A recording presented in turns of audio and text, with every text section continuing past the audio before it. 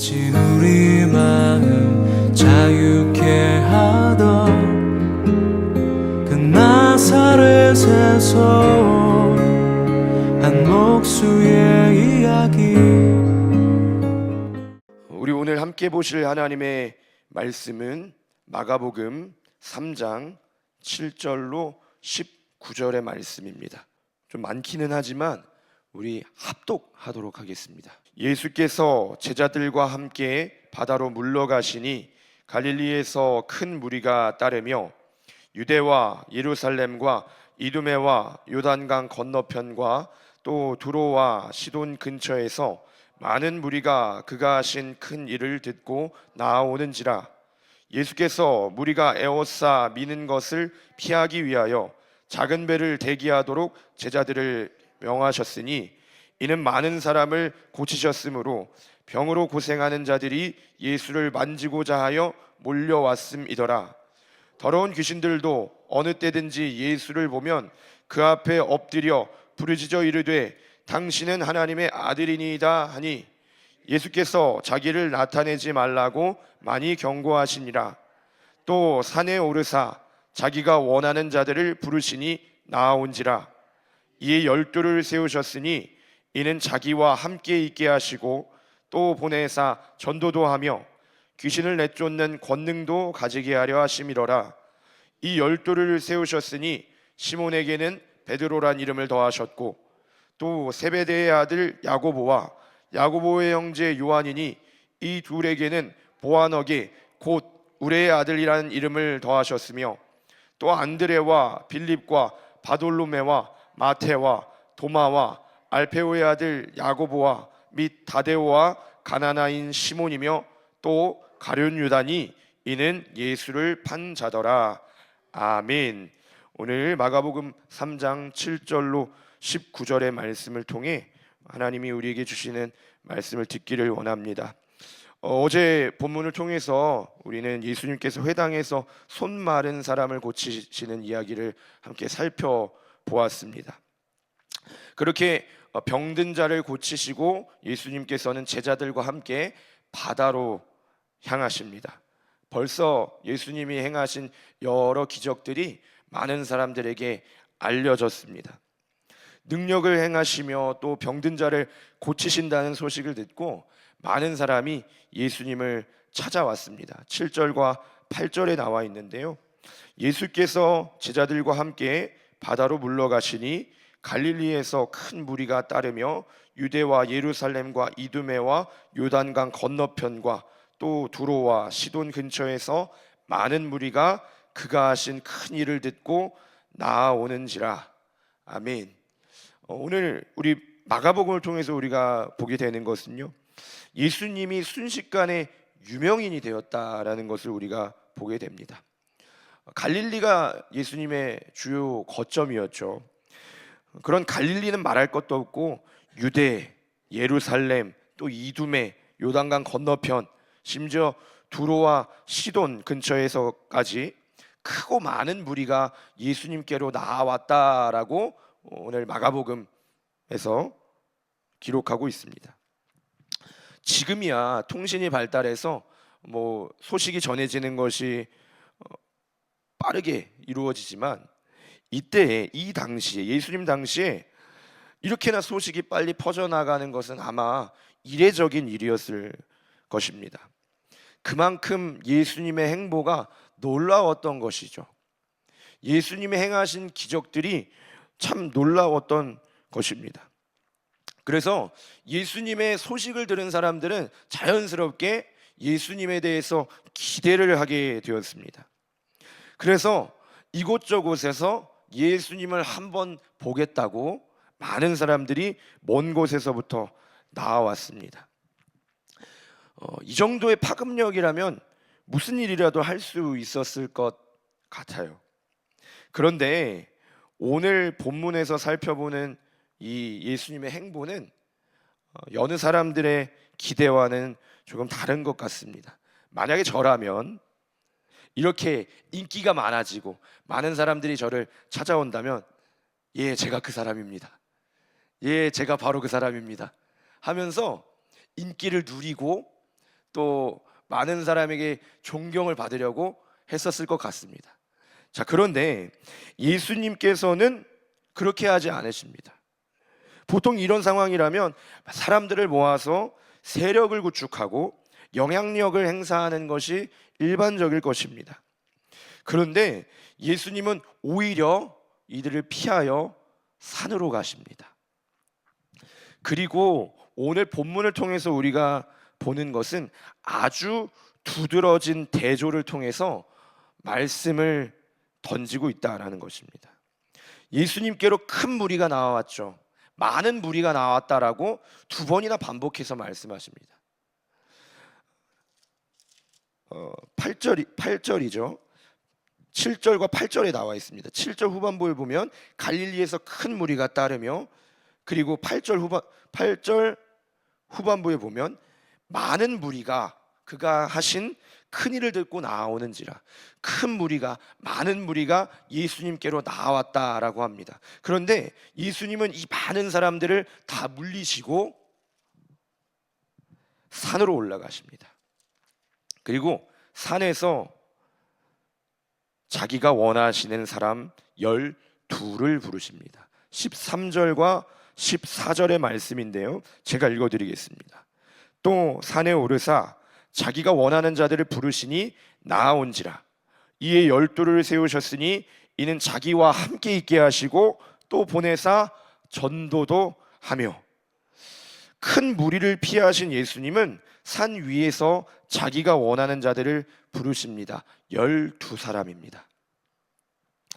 예수님은 큰 무리, 많은 무리를 마다하고 산 위에 올라 그보다 훨씬 적은, 비교하기도 민망한 12를 부르십니다. 성경은 의도적으로 이 둘을 대조하고 있는 것 같아요. 많은 무리, 큰 무리를 이야기했다가 지금은 12를 이야기하고 있습니다. 이 본문이 딱 붙어서 나오고 있죠. 의도적으로 대조하는 것으로 보입니다. 여기서 우리는 예수님의 관심이 많은 숫자, 많은 사람에게 있지 않음을 확인합니다. 그러면 예수님은 적은 수를 좋아하시는 걸까요?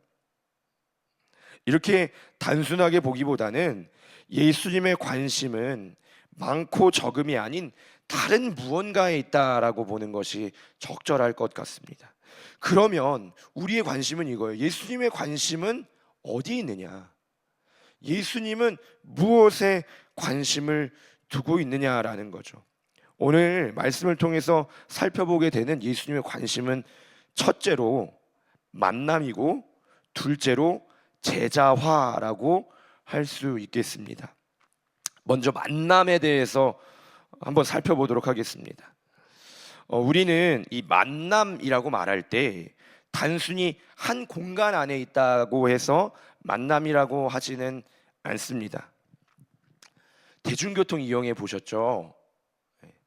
저도 이제 지하철이나 버스를 타는 일이 종종 있는데 이런 대중교통을 이용할 때 많은 사람들이 함께 이용을 합니다. 그런데 지하철에서 누가 내 옆에 앉았다고 해서 그 사람을 만났다라고 말하지 않습니다. 만남은 물리적으로 함께하는 것 그 이상의 것입니다. 서로의 삶에 침투하는 것이죠.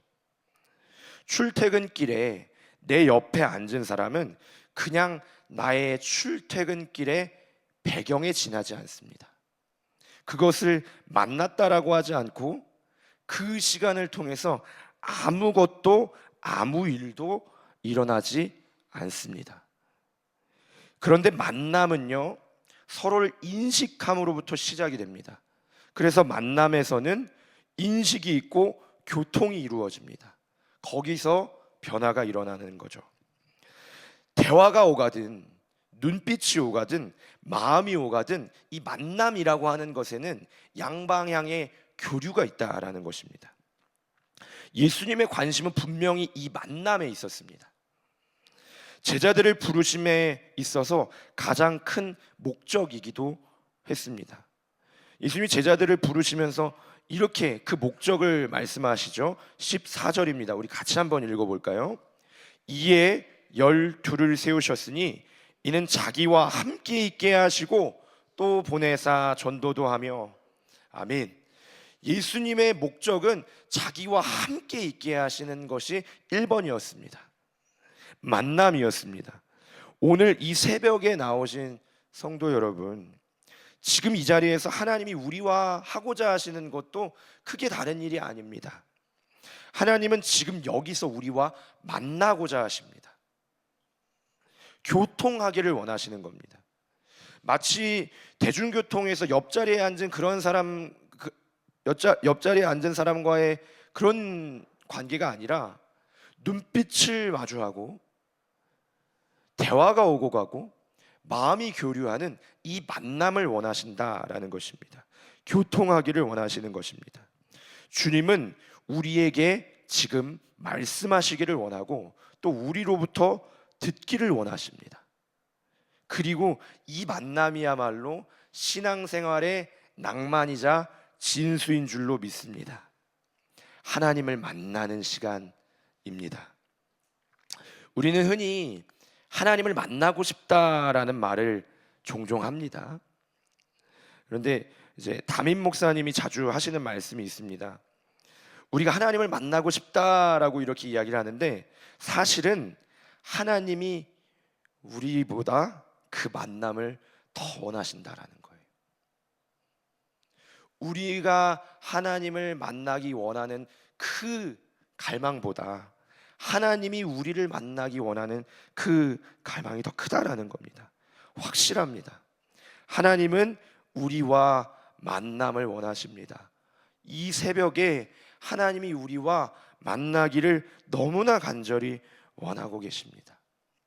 그래서 오늘 이 새벽에 우리는 하나님을 만나고 돌아가야 합니다. 기도의 시간에, 말씀의 시간에 우리는 하나님으로부터 들어야 하고 또 하나님께 우리의 고백들을 아뢰어야 합니다.